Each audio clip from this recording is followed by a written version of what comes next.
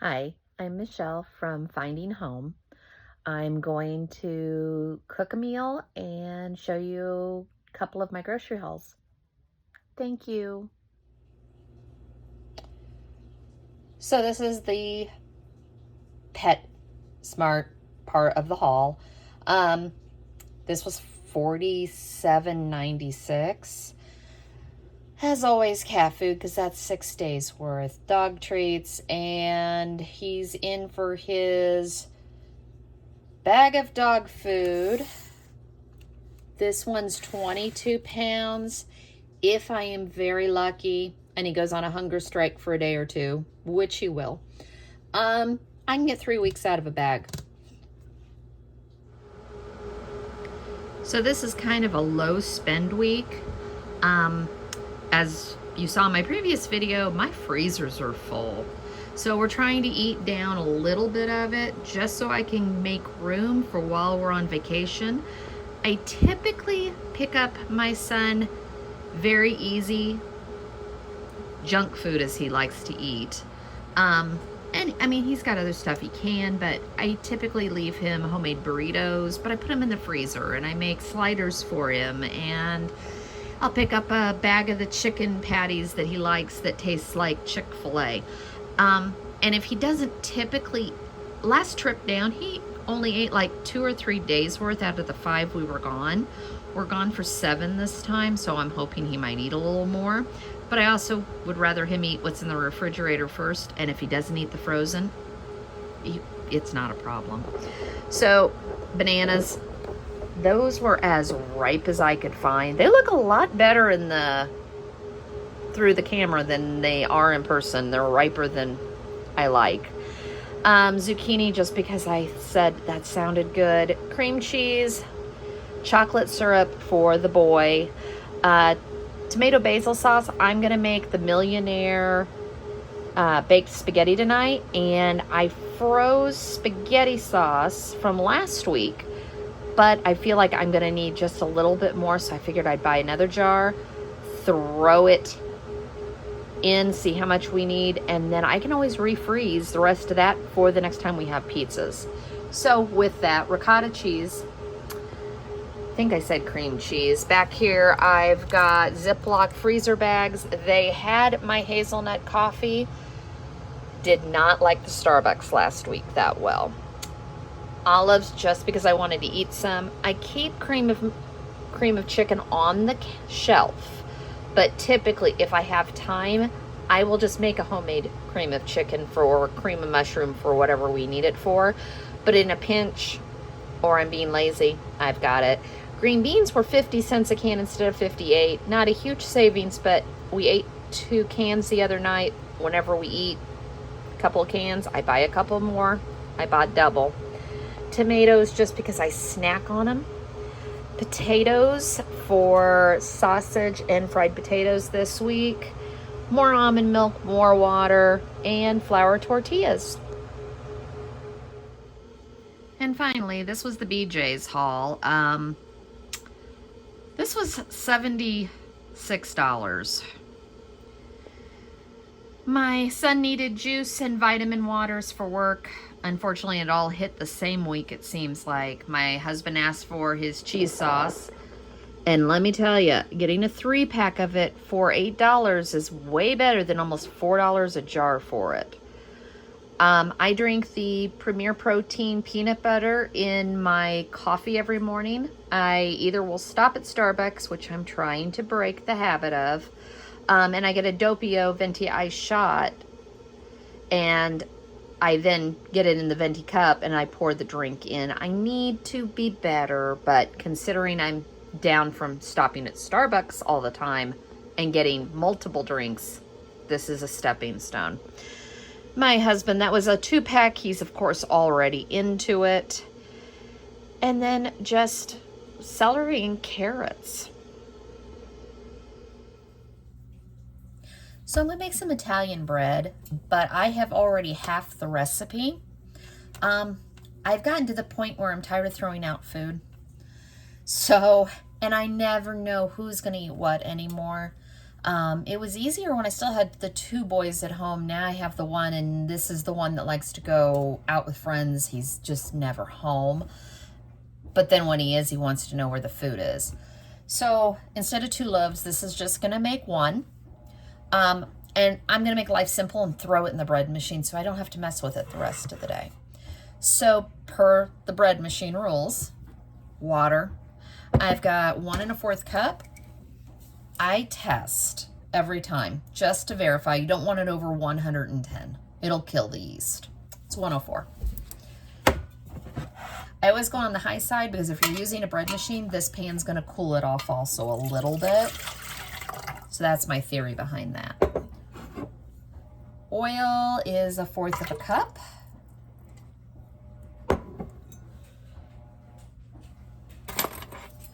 Sugar is 1 1/2 tablespoons.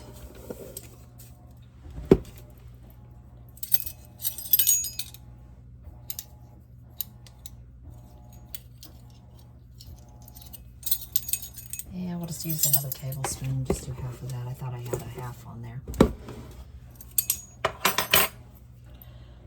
Salt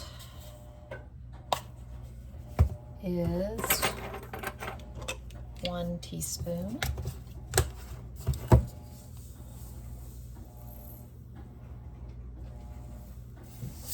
And I just got rid of half of it. That's one way to solve that. Flour is 2 1/2 cups. I buy these big cereal containers and fill up Ziploc bags with my flour, with my sugar, and that way I don't have to worry about anything with it. Just how I do it. I don't know if it's the right way, the wrong way. It's what seems to work. And then finally, yeast on top. Bread doesn't have to be difficult. I think the less ingredients in bread is all the better. I don't do packets of yeast on a rarity. I do. I buy it in bulk. It comes at Sam's Club 2 for like $6 of these huge bricks. And I literally throw one in the freezer, throw one in the refrigerator in a Ziploc bag, and I don't have to buy yeast for over a year or longer. So I'm going to pop this in to the bread machine on the dough cycle. About 1.5 hours. It'll do all the work. It'll beat it. It'll rise all that. And then I'll pull it back out and I'll show you at that point. So I was watching Large Family Love this morning and realized I had all of the ingredients to make the $1 million spaghetti and the Italian bread. So this is what I decided to do for dinner tonight. I thought I would bring you along. I'm cheating, just like she did. She had jarred spaghetti sauce with meat that she had canned herself, that she had been brought, and I actually made spaghetti last week and froze our spaghetti sauce that didn't get eaten. So other than the ricotta I had to pick up, I pretty much had everything. So I thought, why not make this? Now I have the recipe because it is my husband and I, and possibly the couch surfer, as I like to call him. I never know when my son's gonna eat, when he's gonna eat, how much he's gonna eat. So I don't worry about him anymore. So to get started, I have my sauce, and I just added a little bit more spaghetti sauce to the meat sauce that I already had. I don't have sour cream, so I'm not going to worry about it. I'm going to use the entire thing of ricotta. You could also use cottage cheese. There's the cream cheese, so we're just going to mix this together really quick. Yes, I open all of my things because if I don't, I have arthritis in my hands at this point from grooming for the last 15 years. I can't open a jar. I have to go find someone in the house to open stuff. So as a precaution, so that you don't have to watch me sit here and struggle nonstop, I already opened stuff. So, didn't call for this, but this way I got rid of some Parmesan. I still have more if I need it. Italian seasoning.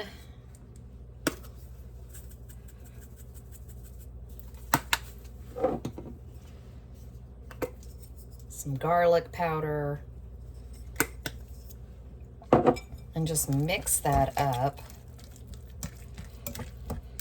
The only thing I really had to do was I had to cook my noodles, and I went ahead and did that. So this is going to be very, very simple. I am going to go ahead and spray the dish. It's probably not necessary, but I like easy cleanup when I can get it. So it says to, sorry for clanking, start with some of the sauce at the very bottom. This was just a ground beef meat sauce. Nothing special. We usually like a basil sauce if I do jarred.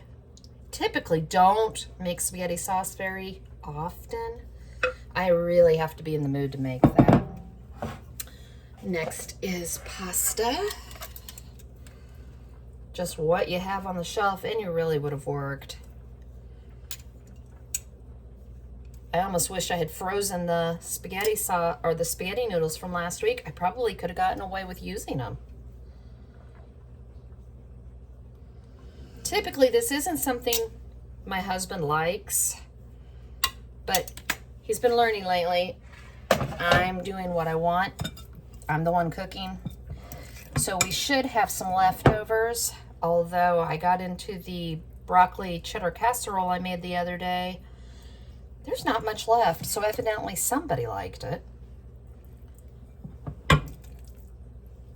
So that's always good. It says just to put a nice layer on. Since I used the entire thing of the ricotta and I didn't half this part, I don't have to be too stingy with it. And typically I really like ricotta. And mozzarella. I just grated it earlier. You can use bagged. I don't like the way it melts. And repeat. I mean, how easy is this? Except I'm wondering if I have too small of a baking dish. Which, big surprise. I'll go easy on this layer. There we go. The pasta.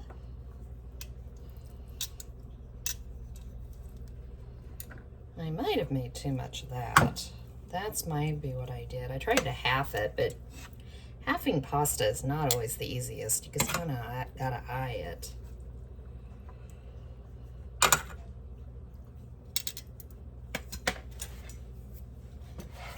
Sorry, it's dark here. We have been getting, I'm in northern central Indiana, and we got hit hard last Friday with tornadoes. We had tornadoes north of us and south of us. Today we had squall lines going through. They predicted it was going to be really bad. Luckily it wasn't. But it's back to the back end of this. So it's dark in here.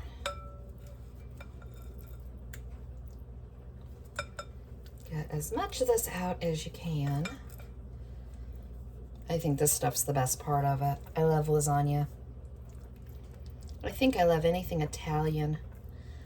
My grandfather used to love to go out for Italian, and we go to a restaurant in downtown Indianapolis when I was a child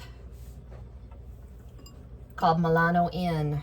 And I remember spaghetti and meatballs, but what I remember was the big platters of antipasta that would come out. And I know what antipasta means, but the way they served it was this huge salad.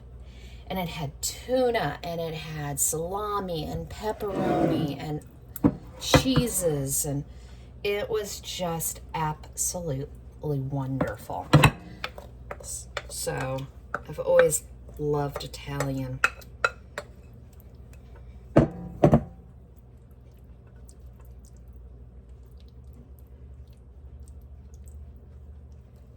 This would be a great way, if you make spaghetti, make an extra batch of it and remake it. And the kids or the husband won't even realize they're eating leftovers. You know, I'm that person that I want to get all the pasta below because I'll be worried that it will dry out. And more cheese on top. And that's it. I'm going to throw it in the oven. 350 for about 35-40 minutes. And we've got dinner.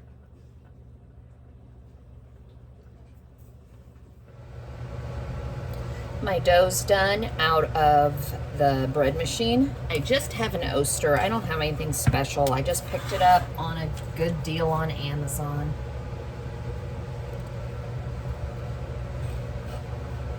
I can make dough with I can make bread easily, just normally. There is a dough I make, and I'm probably making it for Easter because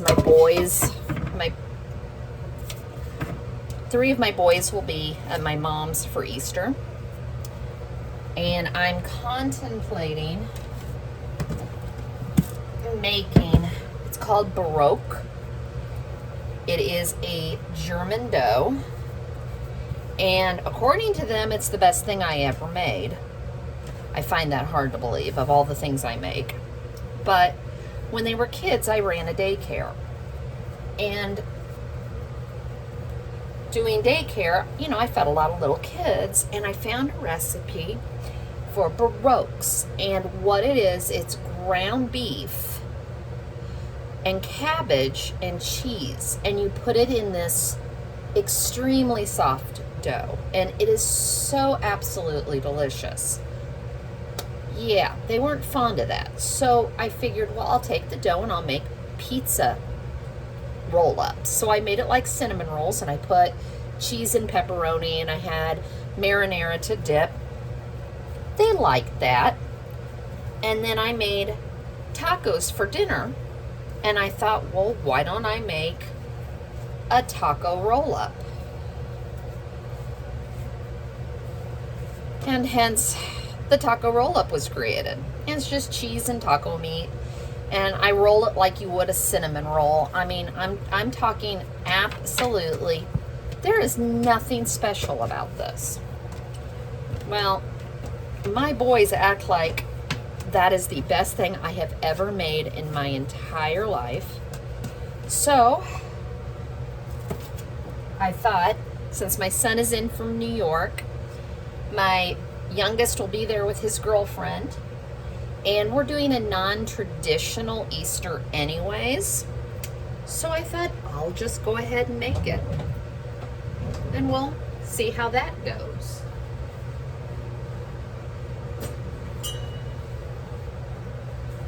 I'm going to go ahead.